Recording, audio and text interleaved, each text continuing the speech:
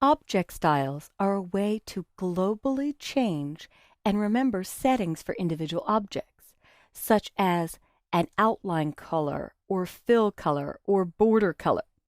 I'm going to show you a few of my favorite object styles to build.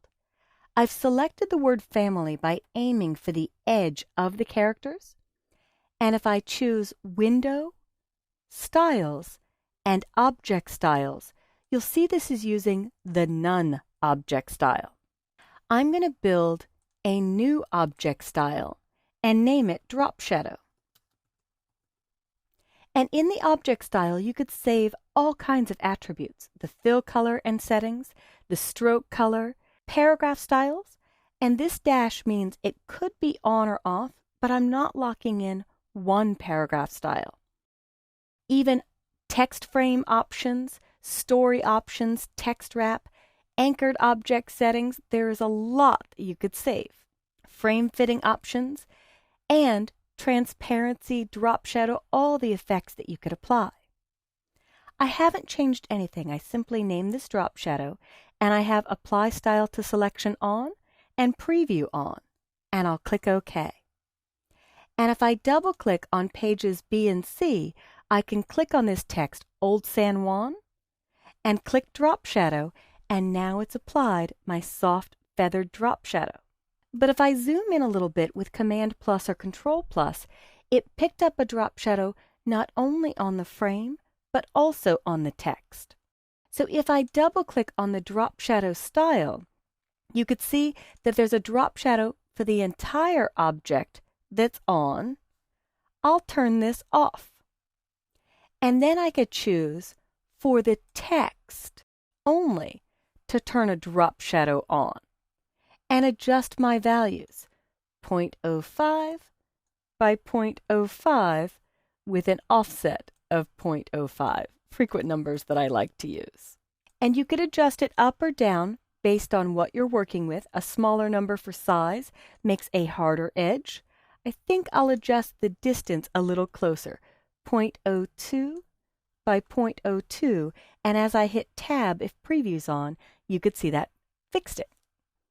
I'll click OK and double click back on my cover and wheel up a little bit, and you'll notice with this family box, it's got the drop shadow, but since it's only applied to text and this text was converted to outlines, I might need a separate style for this one to do a drop shadow on the object. So I'll click away, click this text, and apply drop shadow, and there you could see it applied to the actual characters. On this piece, I will duplicate this object style and name it Drop Shadow Object.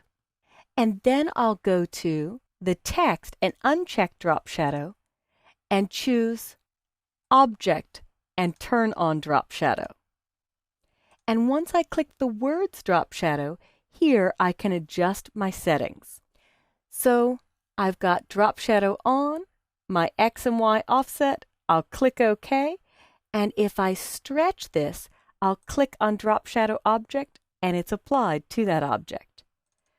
Double click on it to edit the settings, and here I could see a preview of the values that I'm setting, and I think I'll set it to the same as I had for the previous text. I'll select this one and I'll name it Drop Shadow Text with a double click. Now let's take a look at a few other styles I have built into this document. I'll drag object styles down here to Docket, and I'll choose View, Fit Page and Window, and I'll double click on pages B and C. And if I scroll over to the right, you'll see this San Cristobal attacked by pirates. One click on the box and I can choose Object Styles, Call Out.